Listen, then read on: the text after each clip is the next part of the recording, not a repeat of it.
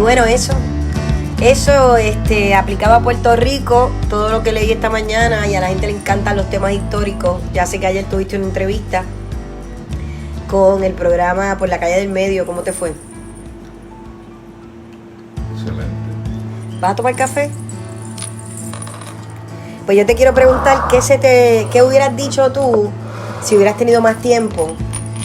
A veces cuando uno hace entrevistas, yo las hago, y también cuando me las hacen, que es lo más difícil realmente de una entrevista, a uno se le va en algún punto un lazo o algo. ¿Qué quisieras aclarar?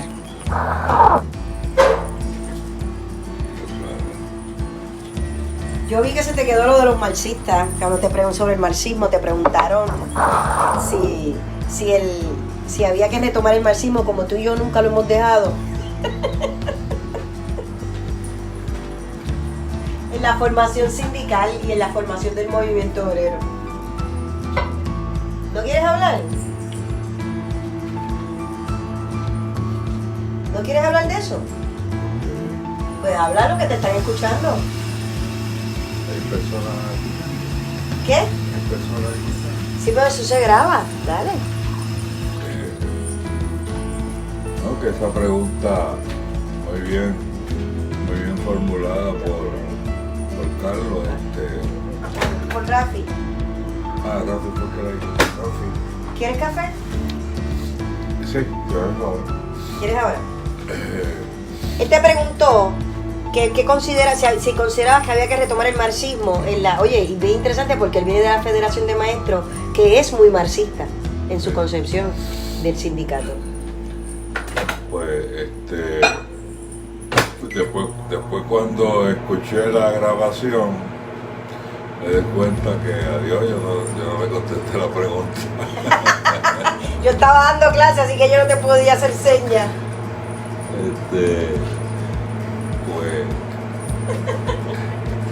Pues coincido, ¿no? con el planteamiento, porque se refiere a esa época en que se echó a un lado el marxismo, porque hubo quien planteó que la historia había sido superada. Ese tipo de disparate, ¿no? La cuestión es que sí, que tiene razón. A verdad que se pusieron a leer a Foucault en las traducciones al español. Sí. Hay que retomarlo en la lucha. Para que también ocurre en parte lo que tú señalas, que nosotros pues no nos hemos sentido nunca fuera de esa línea de pensamiento, y por eso se nos escapa, nos está un poco rara la pregunta. Bueno, porque estamos, pero ahí el error es nuestro, tenemos que involucrarnos más. Por eso. Sí, lo que pasa es que estamos lejos de... Estamos acá en el campo. No, que nosotros estamos trabajando en áreas donde la gente no trabaja. Y entonces pues los centros de lucha más copiosos de gente, pues no estamos ahí, pero es que siempre hemos sido de fuera de San Juan. La verdad que no es invento mío ni tuyo. Bueno. La cuestión es que el marxismo como instrumento de análisis, como guía para la acción, hay que retomarlo definitivamente. Si se ha dejado, porque no quiero tampoco sonar prejuiciada con la gente que nunca lo ha dejado. Porque ahora más que nunca es necesario. ¿Por qué sería más necesario que nunca el marxismo? Vamos para la finca, que a la gente le gusta el finca más que el techo final. ¿De qué hablábamos?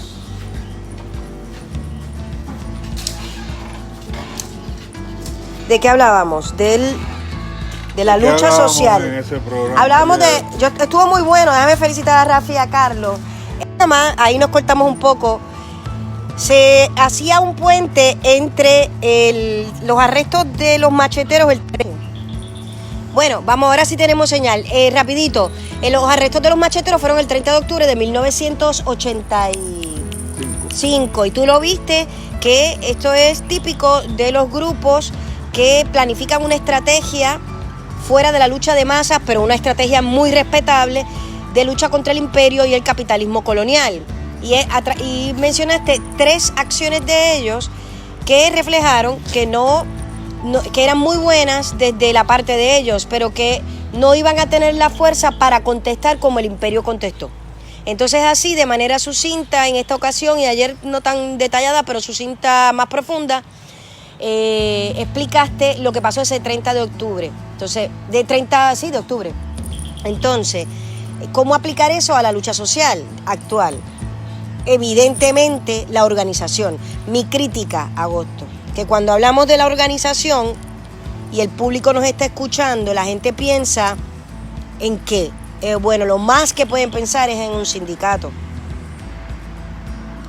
En un sindicato. Pero cuando hablamos de la organización, que es una palabra bien profunda, la gente y yo también lo entendemos como tú estás hablando de un partido político. Que por cierto, ayer hablaste a favor de participar en las elecciones. Eso es tema de otro día. Con un socialista lo zumbar así. Claro, tú lo haces por la independencia. Yo hablé de mi experiencia personal en relación con las elecciones. Después de mi salida del Partido Socialista en 1977.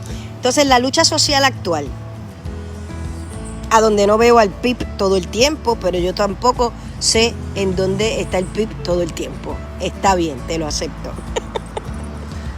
No te creas, porque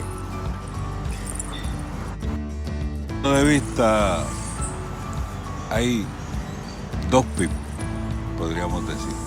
Yo también pienso lo mismo. El que tú ves allá en el área metropolitana de unos dirigentes que salen a la luz en los periodos electorales, pero el resto del tiempo no los ves por ningún lado. No, y yo he visto cosas, y esto con respeto al partido, yo he visto gente famosa del PIB que llegan al final de la marcha a tomarse la foto, ¿no? Y lo digo, eso se puede sostener científicamente, o sea, esto no es ni siquiera un reclamo, es así que funcionan.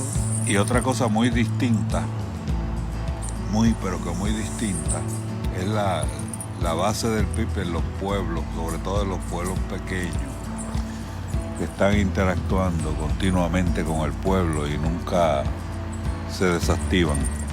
Pero yo no sé, Juan, yo estoy de acuerdo, pero esa base también la vemos del MIN en el sur. Podemos tener 800 diferencias con el MIN o más diferencias que con el PIB, pero es que es importante dentro del reclamo de la cientificidad señalar que el este, el sur y el oeste funcionan muy distinto políticamente hablando que San Juan. Se ven cosas que no se ven en San Juan, es totalmente distinto. Entonces cuando tú dices la base está muy activa y se fusionan con el MIN, es más, la gente del MIN vota por el PIB. Una vez también pues no pudieran culminar su proceso a través del MUS, su proceso electoral. Pero me gustaría matizarlo porque las cosas han cambiado, Ángel, Agosto. Yo veo una actitud unitaria siempre en esa base, desde los tiempos del MPI, del Movimiento Pro Independencia. En las luchas sociales. En los años 60 y los años 70, que ya estaba el Partido Socialista, ¿verdad? Pues en la base había un espíritu unitario continuo y se trabajaba conjuntamente distintos asuntos relacionados con la problemática social local, y el espíritu de solidaridad entre los compañeros era real, era sólido y era sistemático. Chocaba mucho con la actitud y las posiciones que asumía la dirección nacional de ambos partidos, ¿no? De ambos movimientos. Pero en la base era muy distinto, siempre fue así.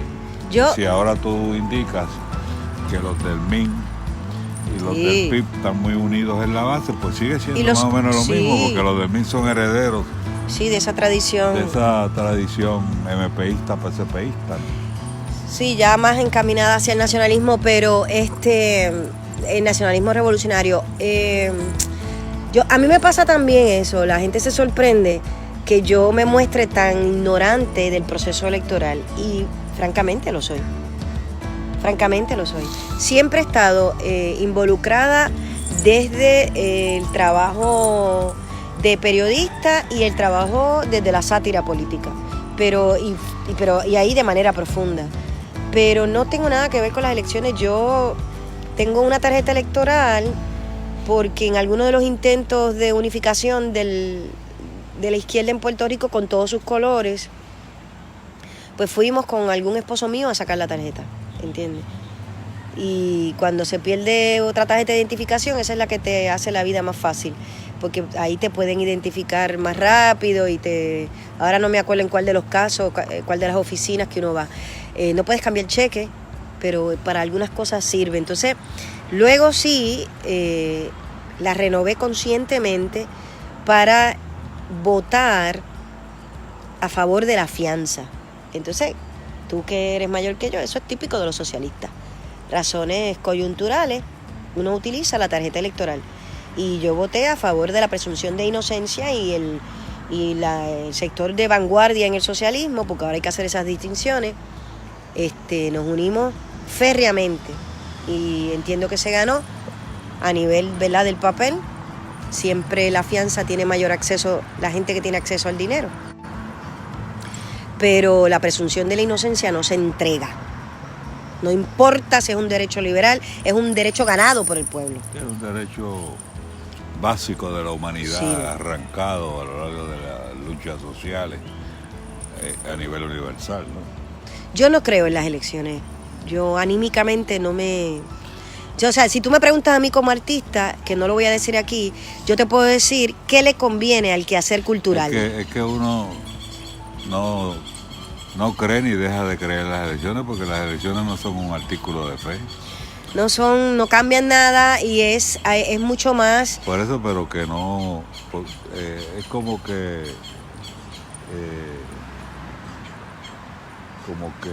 no es consono con un pensamiento racional decir que uno cree o deja de creer en las elecciones. Hay gente que cree en las elecciones porque lo ves de manera indirecta en ciertas campañas como ¿por qué siempre votas por los mismos?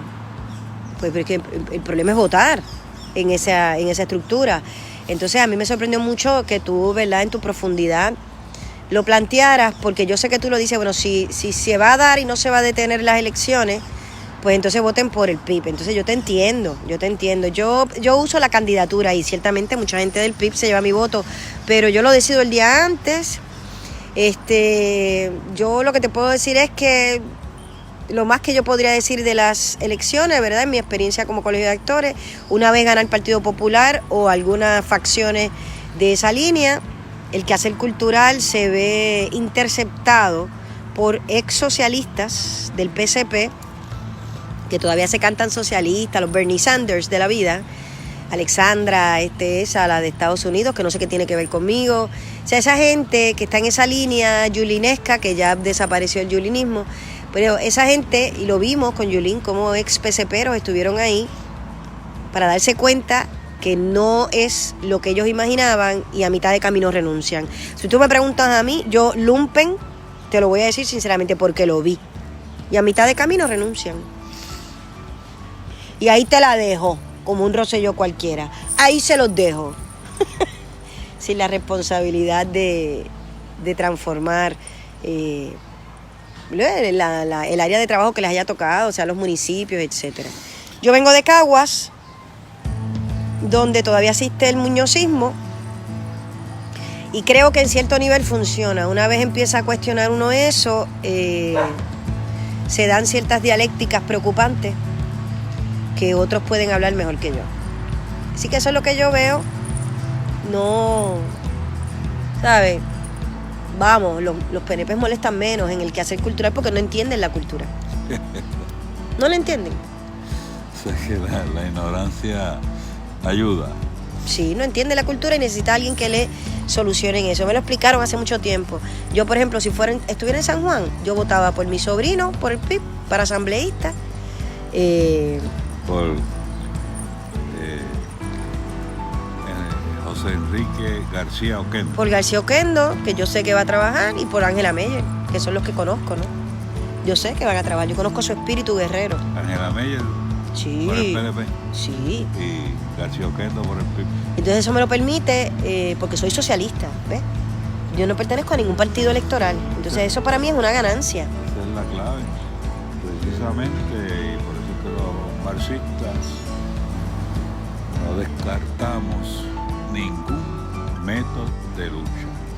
Nos insertamos sobre todo en aquellos procesos en los que participan las grandes masas populares precisamente para propagandizar nuestras ideas, nuestros conceptos, nuestra visión de mundo en unos momentos de efervescencia y de gran agitación social, como es el caso de los procesos electorales. De una forma o de otra, porque una forma de participar en las elecciones también es como está haciendo el Partido Nacionalista, tienen una campaña, eso te iba a decir, anoche hablando contigo en mi mente, estabas profundamente dormido, diciendo, pero espérate, el Partido Nacionalista y antes el MST participaba de las elecciones invitando a no votar. Yo hubiera querido un movimiento masivo al respecto, como la novela de Saramago, hubiera sido estupendo. Quienes iniciaron eso debe aclararse para la historia, ¿verdad? Es el Movimiento Pro Independencia, el MPI, hizo una campaña de huelga electoral en el año 1964, que tuvo gran éxito, logró impactar ese proceso de una forma tal que se manifestó hasta las estadísticas electorales de ese año. Trataron de hacerlo de nuevo en el 1968, pero para esas elecciones no fue tan exitosa la campaña de huelga electoral y terminó como básicamente una abstención electoral. ¿Cuándo fue el de la huelga? El del 64, claro. 64, que fue las elecciones para las cuales por fin Muñoz se retiraba como candidato a gobernador, ¿verdad? Claro, y dejó a Sánchez Vilella. Y señaló con su dedo a Sánchez Vilella, de ahí nació la consigna que todos los populares gritaban, ese es, refiriéndose a Sánchez Vilella. Fue señalado de dedo, pero no contaban con que Sánchez Vilella resultó ser un tanto rebelde. Más radical. Rebelde, yo diría. Lo primero que hizo fue que cerró todos los prostíbulos de la derecha cubana. No, lo primero que hizo, la primera acción de Sánchez Vilella, cuando llegó a la fortaleza en enero, ya como gobernador, en enero del 65, cogió un teléfono rojo que estaba en su oficina, lo arrancó y lo tiró contra la pared. Ya no más hilo directo con la Marina de los Estados Unidos. Muy bien. Eso es un dato muy impactante. Lo menciono en mi novela Voces de Bronce, porque es casi una acción literaria. Refleja un acto. Por eso es que no esperaban que ese señor fuera tan rebelde. Y mencionaba en una ocasión anterior también otro acto de rebeldía, pero que también revela cierta timidez, ¿no? en la acción, que es la renuencia de Sánchez Vilella de firmar los contratos en los cuales se le entregaba a unas corporaciones extranjeras la explotación de las minas de cobre en Puerto Rico, en la zona de Utuado, Adjuntas y Lares.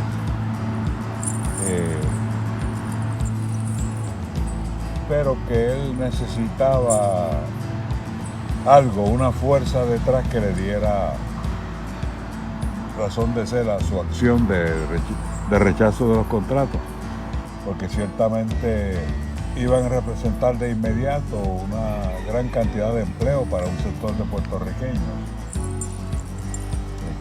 El daño iba a ser mucho mayor, no solamente en términos de la ganancia exorbitante que iba a representar para esas compañías, sino el daño al ambiente en esa región tan hermosa de Puerto Rico, que son los pueblos de Lares, Adjunta y Utuado, que a la vez son áreas de gran actividad agrícola.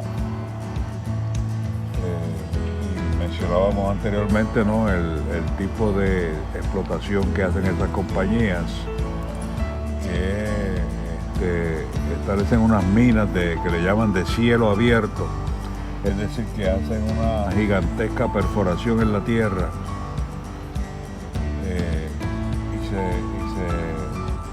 el hoyo es tan y tan grande que esos camiones gigantescos que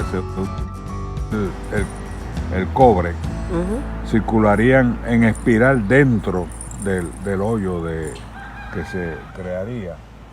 Basta con poner esa frase por internet, mencionaba también anteriormente, y enseguida el sistema que creado por los yanquis, el internet, lo va a llevar a las minas de cobre de Chile, donde destruyeron cientos de miles de hectáreas de terreno agrícola para extraer unas minas cuyo producto, por otro lado, se convertía en materia prima para proveer empleos, no a los chilenos en ese caso, sino a los trabajadores de los Estados Unidos, donde llevaban el cobre bruto para procesarlo y hacer los cables y otros equipos, básicamente equipo militar también. Bueno, pues la cuestión es que en Puerto Rico se desarrolló una gran campaña contra las minas y Sánchez Vilella confesaba muchos años después que de no haber sido por esa campaña, él casi se hubiera visto obligado a firmar los contratos.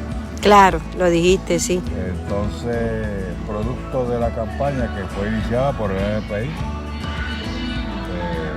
por el Movimiento Pro Independencia, y luego se convirtió en una campaña amplia donde participaron otros sectores del pueblo.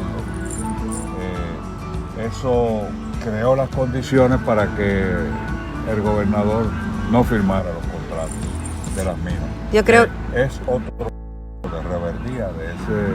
Claro, y habíamos hablado, para atarlo a lo que hablaste ayer con Rafi y, ¿cómo se llama mi amigo? Carlos Fortuño, por la calle del Medio, de la importancia del partido, porque es que si no hay un ente organizador, y no se trata de una visión burocrática de un partido, no, bueno, en mi caso yo soy centralista democrática, y la base del centralismo democrático, su esencia estructural es que todas las estructuras de arriba son votadas por la gente de abajo, son conformadas por votaciones, divisiones que se hacen, que son los proponentes de todo.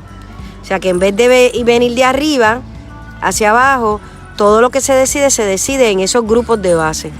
A mí además mi carácter es así. Es la vanguardia. Es el concepto leninista de vanguardia. Lo mencionábamos en el... Vámonos porque el vecino quiere compartirnos su música. Vente. El concepto de vecino...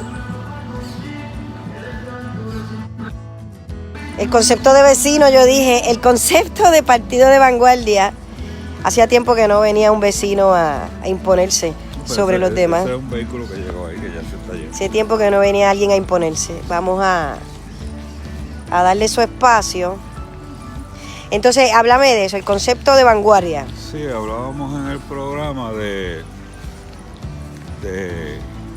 que las vanguardias que son muy necesarias en la actualidad para ir levantando los distintos issues, las distintas consignas.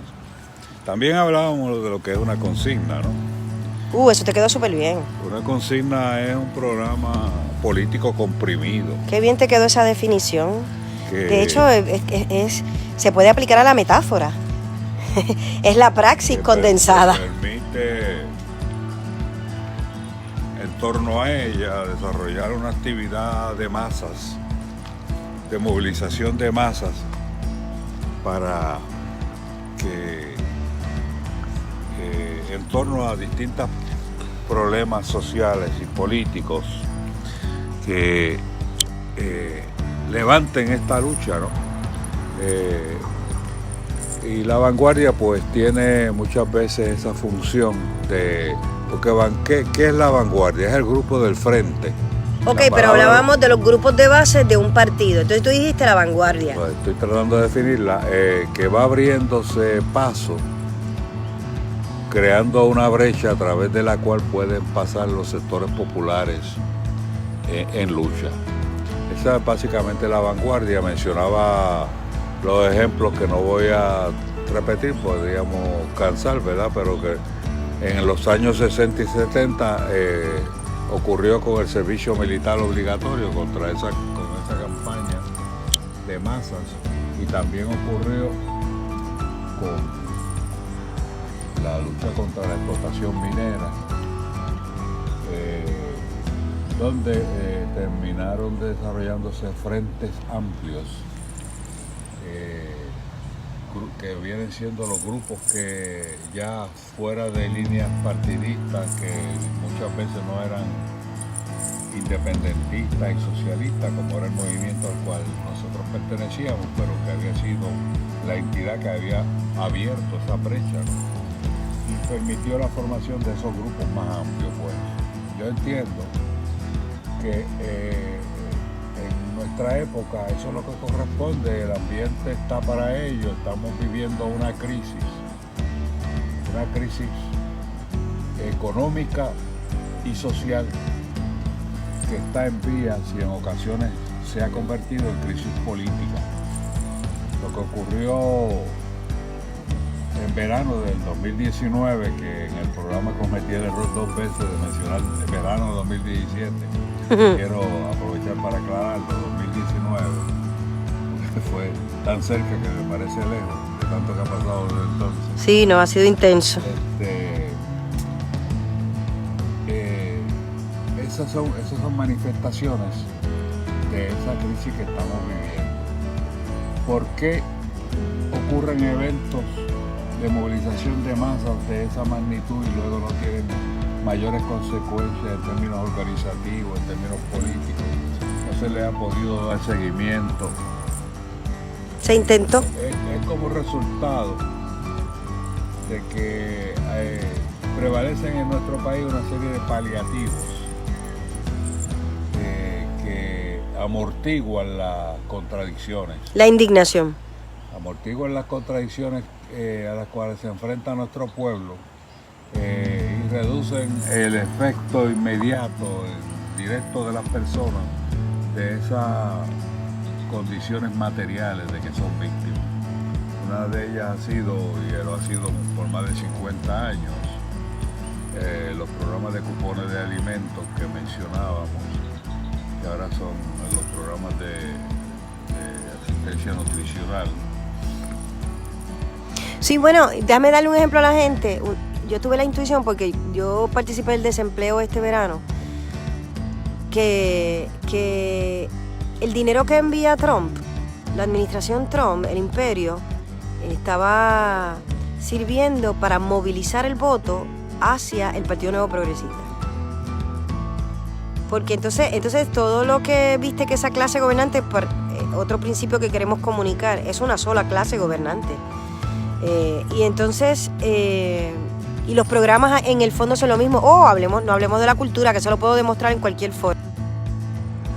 ¿Qué decías de las ayudas antes de que yo te interrumpiera, de las ayudas federales? Lo que quería puntualizar es lo que subrayé en el programa magnífico Por la Calle del Medio en la tarde de ayer con Carlos Fortuño y Rafi, en el sentido de que esos programas de transferencia de fondos a las personas que se está implementando en Puerto Rico desde hace ya medio siglo, y los otros tipos de transferencias de fondos hacia el país son solamente la devolución de una fracción muy reducida, muy mínima, del saqueo que efectúan las grandes corporaciones norteamericanas en Puerto Rico. Pero son para enriquecimiento. Pero a mí me interesa que hables el efecto en la conciencia de nosotros. Porque hablábamos en el programa de Por la Calle del Medio del estado de la lucha. Y ahora nosotros tenemos solamente una ventaja, que es que el Estado Libre Asociado ha demostrado que no sirve. Que no sirve, y es bastante natural, aunque suene contradictorio, bastante natural en un ser humano estar bien. Así que la lucha tiene que prometer que vamos a estar bien. Así de sencillo. Entonces, porque fíjate, se agotan los fondos. Bueno, también hay descaros, como que cuando Trump quitó los chavos de verano, hay gente que no le daba para vivir porque no iban a tener 5,000 pesos al mes. Puñeta. Pues en efecto, y precisamente que tú empezaste preguntando qué cosas se me quedaron en el tintero, ¿verdad? Cuando se me entrevistaba en el día de ayer, es precisamente lo que constituye la causa de las revoluciones sociales, donde quiera que se han dado, que es por necesidad de las grandes masas populares. La Revolución Francesa, ¿por qué ocurrió? En el año 1789, los hambrientos y desamparados de Francia, campesinado pobre, la incipiente masa trabajadora que surgía, víctimas de las hambrunas y de las condiciones sociales miserables en las cuales vivían, pues se levantaron en armas contra Luis XVI, que era el rey de Francia, y contra esa monarquía. Hicieron una revolución muy profunda, muy recordada, porque entonces coincidió con el acopio de ideas de avanzada de la época.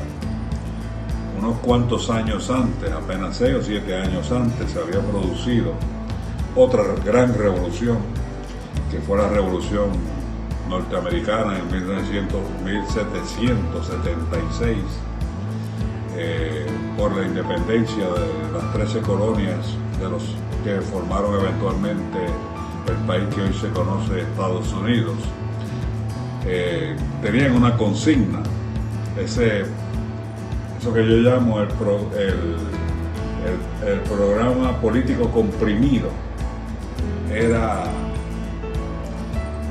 en inglés decían, taxation without representation is tyranny.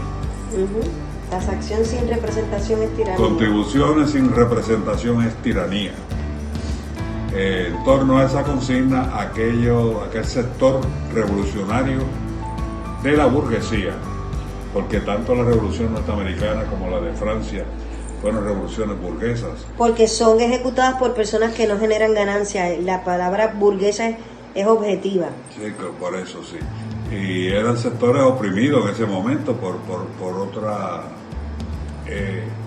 porque estábamos en otro estadio de organización social, que es la monarquía.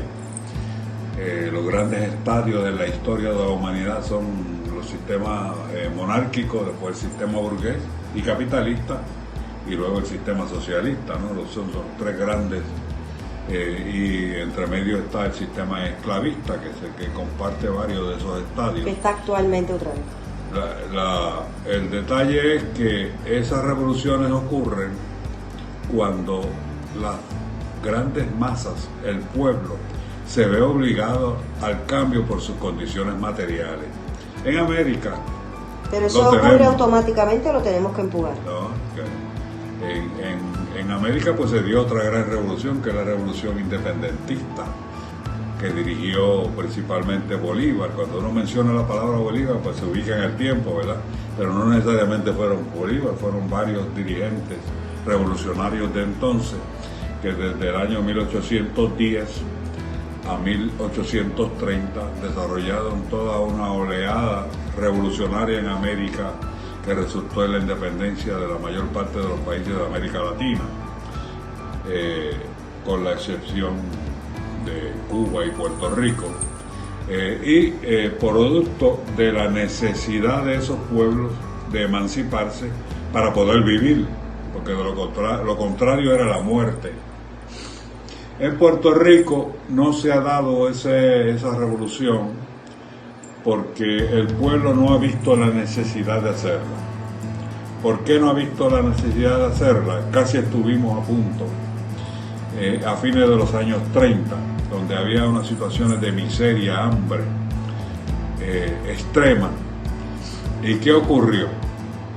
Que se desarrolló un movimiento que fue el movimiento que dirigió Luis Muñoz Marín. Se robó una consigna de César Andreu Iglesias, bueno que se sepa. Pan, tierra y libertad es una frase de nuestro querido compañero César Andreu Iglesias cuando dirigía el Partido Comunista de Puerto Rico, y el Partido Popular, Muñoz Marín específicamente, se la robó porque estaba consciente de lo importante que es una consigna.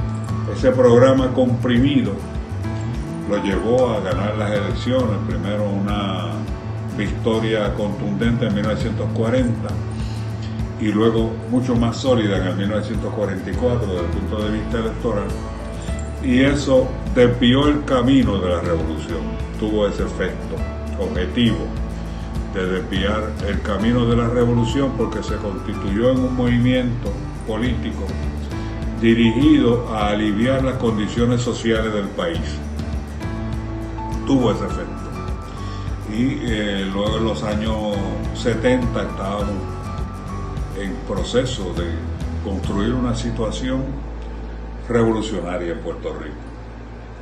Entraron el programa de cupones de alimentos, que era un programa que existía en los Estados Unidos hacía ya casi una década, pero no se implementaba en Puerto Rico. Los burócratas norteamericanos se dieron cuenta de que era necesario ponerlo en vigor aquí para aliviar las tensiones sociales, porque los movimientos de masas, de rescate de tierras, la intensidad y extrema numerosidad de las huelgas obreras, las distintas manifestaciones de indignación del pueblo estaban creciendo. Pudieron aliviar esas tensiones al implementar los programas de cupones de alimentos, porque era una ayuda directa a las personas. Bueno, y porque implica amenaza, porque eso se reparte a través también de la presencia de los partidos en los municipios, en las entidades del gobierno, y entonces se da aquello de si tú cooperas, yo coopero. Si tú cooperas, yo coopero. Eso es bien de la cultura criminal. Si tú cooperas, yo coopero con los chavos del pueblo, porque esos son chavos del pueblo norteamericano. Sí, pues eso es lo que... No es las empresas petroleras dando chavos para la gente pobre, es los pobres dando para los pobres. Eso es lo paradójico de esto, ¿no? Que nos están supuestamente dando dinero de nuestro propio dinero. De nuestro propio dinero. Yo le mencionaba ayer a Carlos, es como si yo fuera un pillo y te robara tu cartera y con 50 pesos. A lo mejor no tenía ni 10 pesos, pero poniendo el ejemplo, 50 pesos. Y cojo y digo, bueno, pues para que tú no sufras hambre, te voy a dar 20 pesos. Para que vayas allá, venga aquí y te compre un hamburger. Claro, porque eso lo dijiste después que dijiste que habían sacado más de 33 mil millones anuales aquí en Puerto Rico. Mañana vamos a seguir con las estrategias de lucha social. Hoy vamos a cortarles, adelanto que vamos a dividir el programa en segmentos y por temas. Una vez yo lo edité. Un beso, un abrazo y lindo. ¿Qué día es hoy? Miércoles. Miércoles. Muy miércoles. Un beso, un abrazo y una cosquillita. Café contigo. Hasta luego.